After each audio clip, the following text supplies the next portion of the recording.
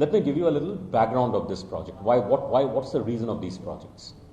The reason of this project is twofold. One is industry downwards, the country downwards, state downwards, and there is a company upwards. What's the benefit for the company? Why would a company do such a project? Now, when Andhra Pradesh, for example, got bifurcated in 2014-15, the brief to us was that this part of the state has been primarily an agricultural state.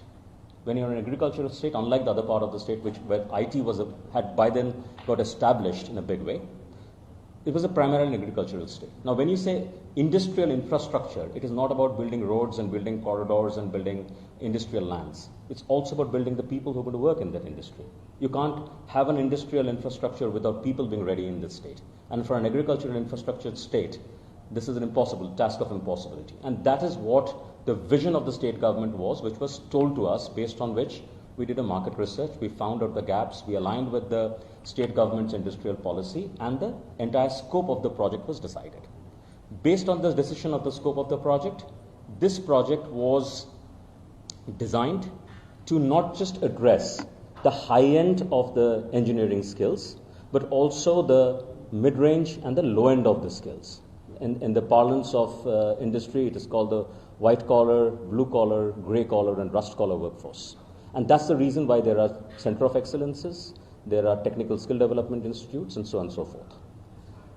Established over 40 locations. Initially it was 36, it was extended without any change of any additional payment.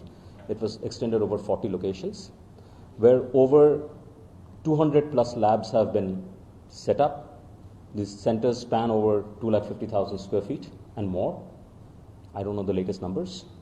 And till 2021, 213,000 students have been trained, certified, and all their details are available in the system. In 2021, so the contract was to build, operate, and transfer. Build, then operate for 2 years, handhold for 1 year, and then transfer this at the end to the government. All of the phases has been completed. In fact, it took more than 3 years, not thanks to COVID. The center was additionally run. Handover wasn't possible. And in 2021, these centers were handed over. 40 booklets for each of these centers with complete stock register, co-signed by Design Tech, who was the system implementation for the project, with APSSDC representing the state government, and with the center head, which is the principal of the college, have been signed and have been handed over to the government. At the end of the successful implementation of this project had received letter of commendation from APSSDC saying, great job done. And this is, I'm talking about 2021. On the same 2021, the others, and this is, the letter of commendation has come from the managing director of APSSDC, not some officer.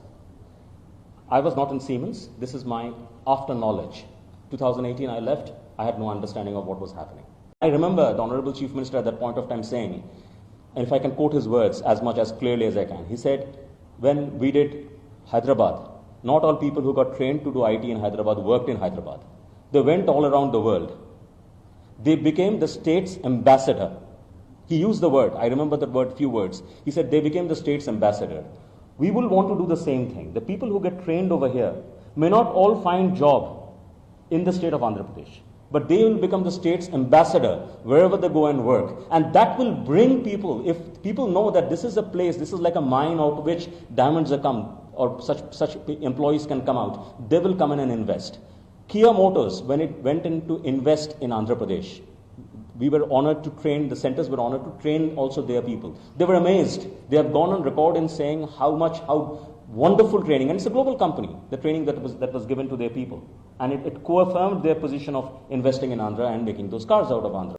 On the same 2021, there's another side of APSSDC, which for reasons unknown, and I would be very curious to know what was the internal trigger that while the managing director is giving a letter of commendation based on successful handover and successful completion of this project, would somebody want to come and do an investigation which never ever did a single visit of any of these centers and did any single verification of this project and said this project is bogus, based on which an FIR was launched, and rest is history. You all know what has happened. This is a big mystery, because it's pretty much like, the analogy that I want to give is that, you are investigating how a murder was done, how a person has been killed, etc., etc., when the person who is supposed to be murdered is actually standing out over there. The person is actually standing out over there, and you are investigating how he was murdered, where is the weapon, etc. It intrigues me. I'm not a lawyer. I'm a professional. But it intrigues me that without even first, there's an Aesop fable that if the crow says that your ear has been taken, the first thing that you should do is put your hand on the ear and see if your ear has been taken. Don't run after the crow. This is something we have learned in the schools. Why something as basic as this was not done before these charges were riled up to say that this project is a bogus project, sham project, and then allegations, wildest allegations I can't even imagine, have been filed upon me and other people, and rest is all up to you. This project was so successful that KPMG, in its 2016 State of India report, KPMG Global in the State of India report, cites this project as an example and a case study of one of the most successful projects that could ever be done. All of that has been ignored.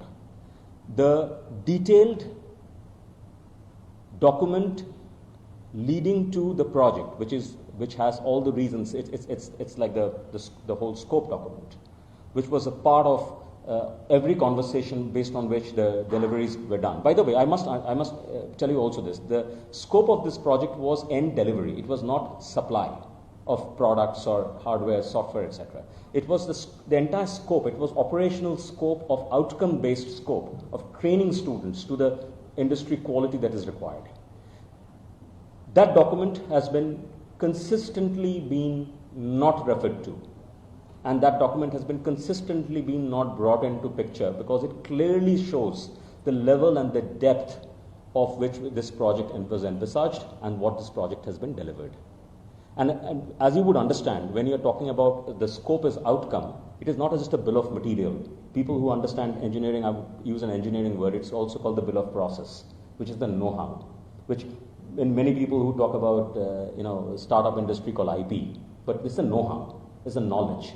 And there is a bill of services. All of this was envisaged in this project, and all of this has been delivered, because otherwise I'm simple.